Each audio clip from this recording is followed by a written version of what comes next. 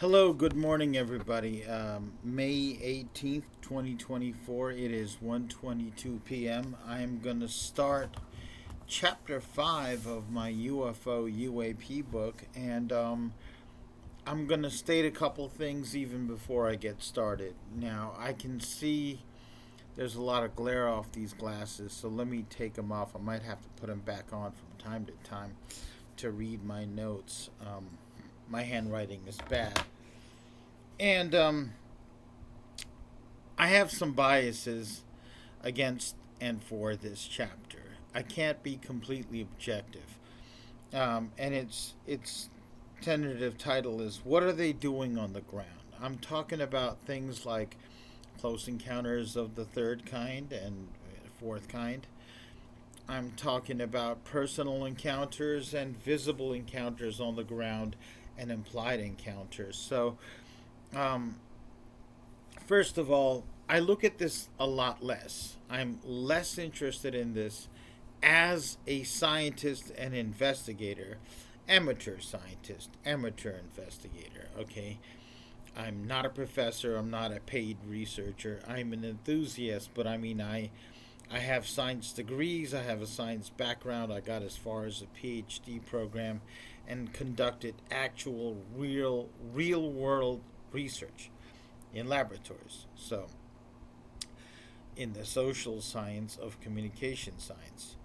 So, my issue is that the data on stuff on the ground is a little bit less robust, and its nature is cast doubt on it.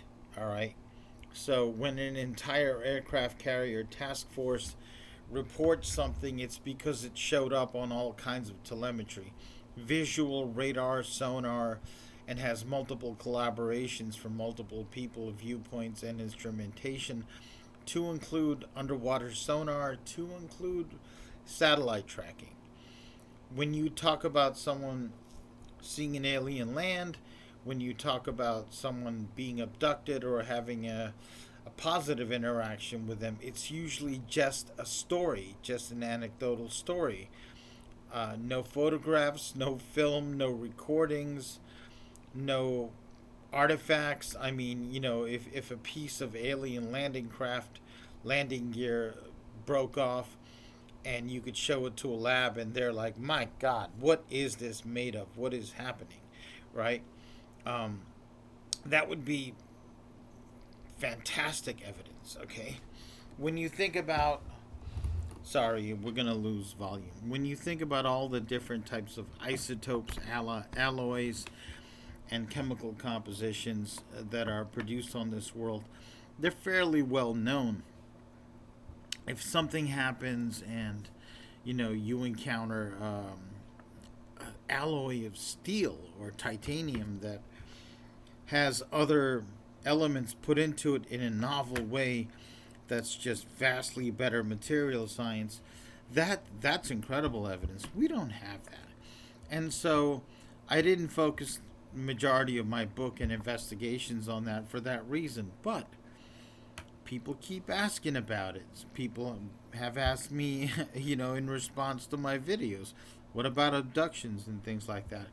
So, as someone with a journalistic and scientific background, I feel like I owe it to the public and to the audience to report on it, and that's why it's in my book. Um, so, there isn't a lot of high quality data. There's a lot of low quality and poor quality data in terms of anecdotes, interviews, and things like that. Okay, let me put this in and just take a real quick look. Um,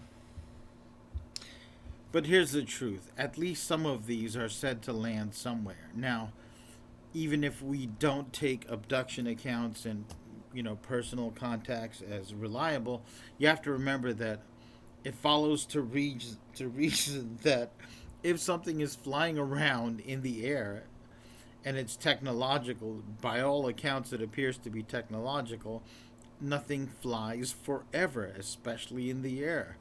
Matter, objects take energy. even a hologram of something like that takes energy, and energy isn't infinite, propulsion isn't infinite. It has to come to a rest. If it's coming to rest in the air, it's still exerting energy. Therefore, simple gravity means it has to land. And so that means that if we take as a given that something is happening in the skies, something has to be happening somewhere on the ground or a similar stable surface. That's logic. It's science. We don't have any theoretical basis for a perpetual motion machine or infinite energy. Okay? The cosmos itself is a finite mass and a finite energy as far as we know. So, first of all, let's get something out of the way. So, it certainly may be that if all of this is technological in nature, some or all of them could be AIs, robots, computers, however you want to put them. They could be remotely piloted, in which case we could say that there is an intelligence, an organic intelligence behind it, um, or it could all be computerized, self-directed. It's a little fuzzy because a main computer can operate subordinate computers remotely, given the technology. The only thing that makes this difficult and confounding is that if it's all based on radio, with all the radios and receivers around, amateur CB people and things like that would intercept some of them if they knew.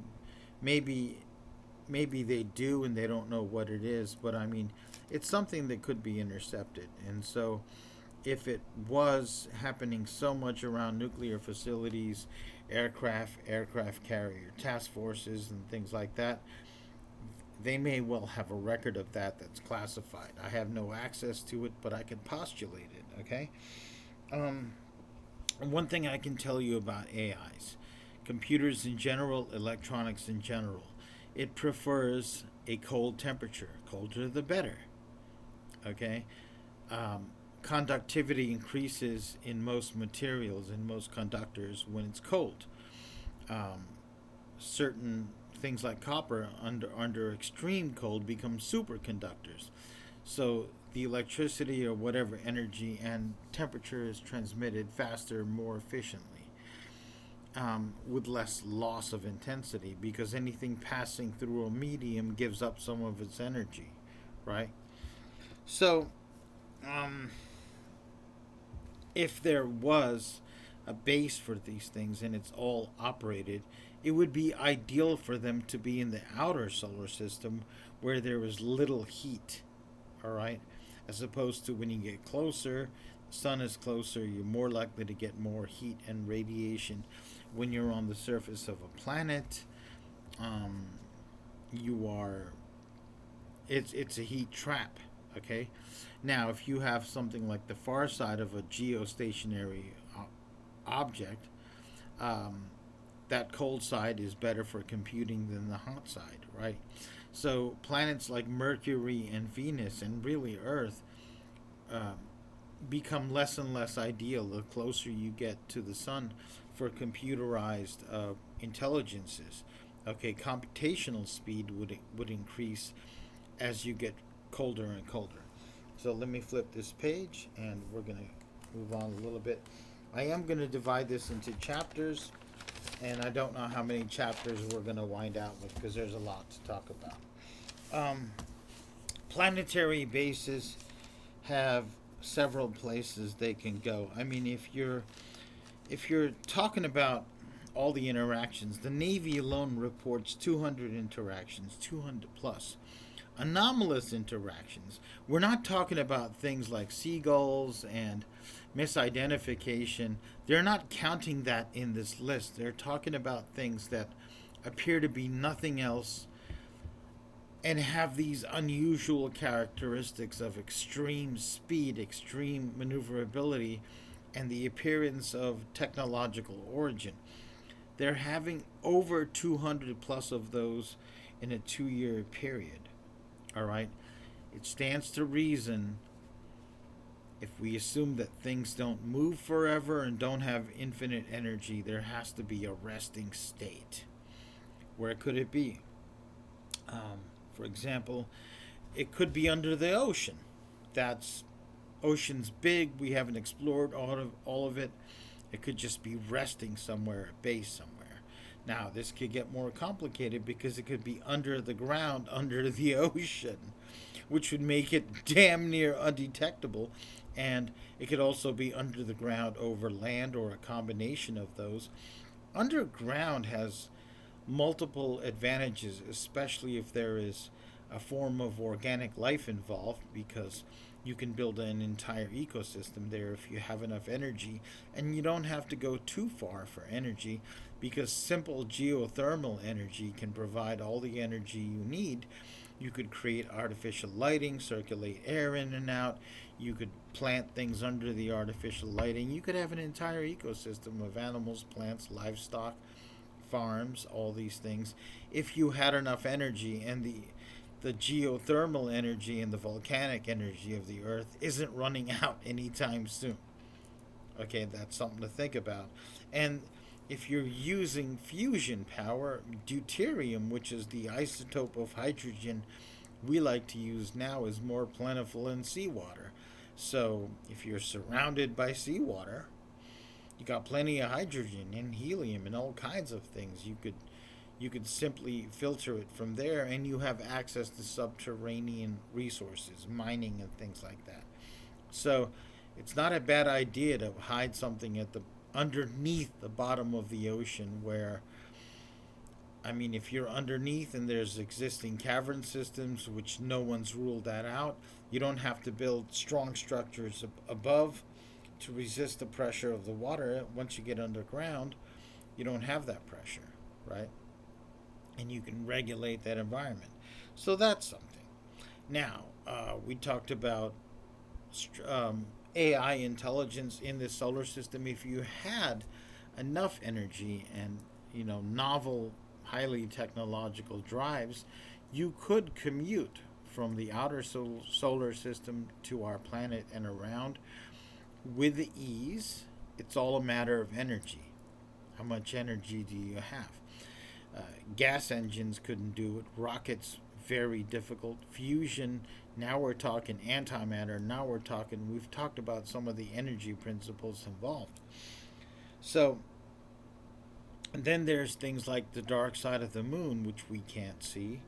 And, planets, asteroids, and moons in our system, the asteroid belt and the Kuiper belt, I think it's called, where all the cometary material is filled with stuff. Asteroid belt has all the nickel, iron, and possibly gold, diamond, rock, all sorts of things. It does have some organic matter. Kuiper belt is filled with water, organic matter, things like that. So, I mean, it makes a lot of sense. You could hide a base amongst the asteroids or inside Jupiter if you had technology capable of withstanding the pressure, or simply floating around in the outer solar system, not associated with any planetary body, and be virtually undetectable if you want it to be. Another possibility is a planet or artificial structure in a synchronous orbit with the Earth. Here's the sun, I faces the sun. Here's the Earth. You could put another structure and have it timed so it's always on the opposite side of the sun. Be very hard to detect that. Maybe even difficult to detect perturbation in the sun's gravity field and stuff like that, because none of our sensors could access it, given our current state of technology.